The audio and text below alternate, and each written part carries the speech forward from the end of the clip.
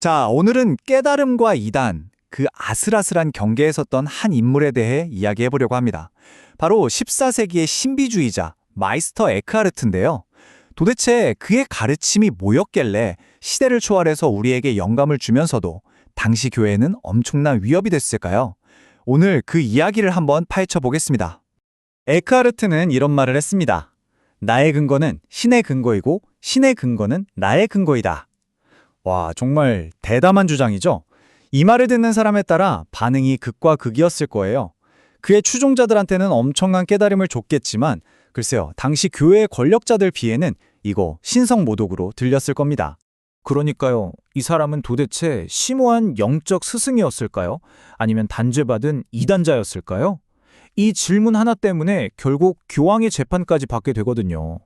도대체 뭘 믿고 뭘 가르쳤길래 이렇게까지 논란의 중심에 서게 됐는지 지금부터 한번 살펴보겠습니다. 자, 첫 번째 파트입니다. 반항적 신비주의자 마이스터 에크하르트.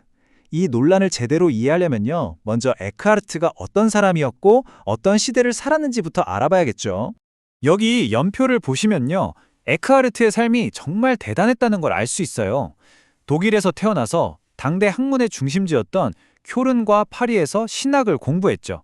그리고 1302년에는 파리 대학의 신학, 마이스터, 그러니까 교수가 되는데 이게 당시에는 최고의 영예였습니다. 그 후에도 설교가랑 영적 지도자로 활발하게 활동하다가 1326년에 이단 혐의로 고발을 당하고 결국 최종 판결을 보지 못하고 세상을 떠납니다. 그러니까 이분은 그냥 조용한 수도사가 아니었던 거죠. 당대 최고의 지성이었고 유럽 지성계의 한복판에 있었던 인물입니다. 그리고 판결이 정말 흥미롭습니다. 에크하르트가 죽고 나서 교황이 그의 주장 중 26개를 이단적이거나 위험하다고 판결을 내려요. 근데 여기서 중요한 건 그의 사상을 문제 삼았지 에크하르트 사람 자체를 이단자라고 하진 않았다는 거예요. 굉장히 미묘한 차이죠. 에크하르트 본인도 끝까지 나는 이단자가 아니다. 혹시 내 말에 틀린 게 있다면 그건 실수일 뿐이고 언제든 바로잡겠다고 주장했습니다. 자, 그럼 두 번째 파트로 넘어가서요. 우주적 여정. 도대체 그의 사상이 뭐였길래 그렇게까지 논란이 됐을까요? 그 핵심에는 바로 이 우주적 여정에 대한 그의 아주 독특한 해석이 자리 잡고 있습니다. 엑스투스 액트 레디투스, 라틴어인데요. 나아가고 돌아온다는 뜻입니다. 이건 사실 당시에는 꽤 전통적인 신학 사상이었어요. 모든 게 신에게서 나와서 결국 신에게로 돌아간다는 거죠. 근데 에크하르트는 이 평범한 아이디어를 가져다가 끌어오름이라는 아주 기가 막힌 비유로 완전히 새롭게 풀어냅니다. 에크하르트는 두 가지 끓음을 이야기합니다. 먼저 분리티오, 이건 내적 끌어오름이에요. 신 내부에서, 그러니까 삼위일체 안에서 일어나는 역동적인 생명활동 같은 거죠. 보이지 않는 신의 본질 그 자체입니다. 그리고 에블리티오, 이건 끌어넘침이에요. 신의 내적인 생명력이 너무나 충만해서 바깥으로 흘러넘쳐서 만들어진 것. 그게 바로 우리가 사는 이 우주, 이 창조세계라는 겁니다. 뷰가 정말 생생하죠? 자, 바로 여기가 에크하르트 사상의 핵심입니다. 정말 중요해요. 그는 우리 인간에게도 두 가지 차원이 있다고 봤습니다. 하나는 호모 아드 이마기넴, 즉 신의 형상을 따라 만들어진, 창조된 개별적인 나 자신이에요. 끌어넘침의 세계에 속해 있죠. 하지만 우리 영혼 가장 깊은 곳에는 호모 이마고 데이, 즉 신의 형상, 그 자체인 내가 있다는 겁니다.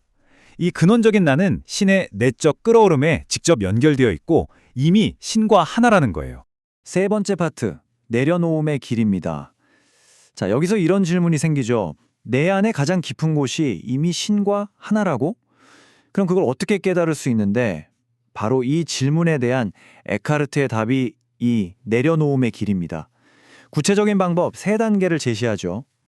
그 여정의 첫걸음은 바로 겔라센하이트라는 개념입니다.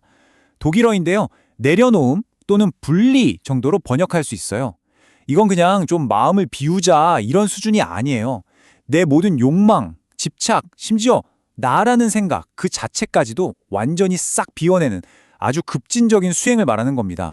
자, 그럼 그 세 단계를 한번 볼까요?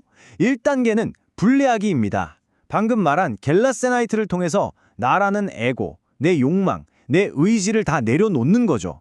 2단계는 탄생시키기입니다. 그렇게 내 안이 텅 비워지면 그 빈 공간에서 신적인 생명, 즉 말씀이 내 영혼 안에서 영원히 탄생하고 있다는 걸 깨닫게 됩니다. 그리고 마지막 3단계는 돌파하기예요. 여기서 더 나아가서 신이라는 관념, 나와 분리된 신이라는 생각마저 넘어서서 모든 것의 근원, 그 자체로 돌아가는 겁니다. 네 번째 파트, 왜 없이 살기입니다. 자, 이렇게 모든 걸 돌파해 들어간 사람, 그 여정의 끝에 도달한 사람은 어떤 삶을 살게 될까요? 에크하르트는 이 경지를 아주 멋진 말로 표현합니다. 바로 왜 없이 사는 삶이죠. 궁극적인 목표는 우니타스 인디스팅타를 이루는 겁니다. 비구별적 합일이라는 뜻인데요.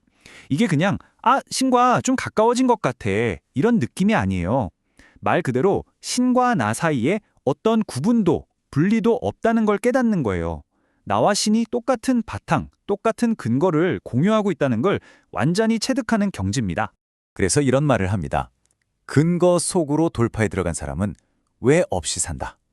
이게 바로 에크하르트 사상의 윤리적인 결론이에요. 천국 가려고 혹은 벌 받을까 봐 착한 일을 하는 게 아니라 그냥 선을 행하는 것 자체가 좋아서 아무런 이유 없이 왜 없이 선을 행한다는 거죠. 신이 어떤 목적을 갖고 세상을 만든 게 아닌 것처럼 우리도 그렇게 자발적으로 이유 없이 선하게 살 수 있다는 겁니다. 자, 이제 왜 그의 사상이 그렇게까지 논란이 됐는지 이해가 가시죠?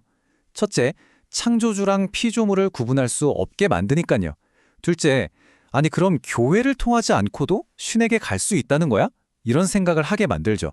셋째, 신과 완전히 하나가 된다는 주장은 당시 사람들 귀에는 신성 모독처럼 들렸을 겁니다. 마지막으로 개개인이 신과 직접 만날 수 있다는 건 결국 교회의 권위를 약화시키는 거잖아요. 이 모든 게 당시의 종교 질서에 대한 정면 도전이었던 셈입니다. 결국 에크하르트가 우리에게 던지는 이 질문으로 돌아오게 됩니다. 자신을 잃음으로써 신을 찾는다는 것은 과연 무엇을 의미하는가? 이 질문 정말 700년이라는 시간을 훌쩍 뛰어넘어서 오늘을 사는 우리에게도 여전히 깊고 강력한 울림을 주는 것 같습니다.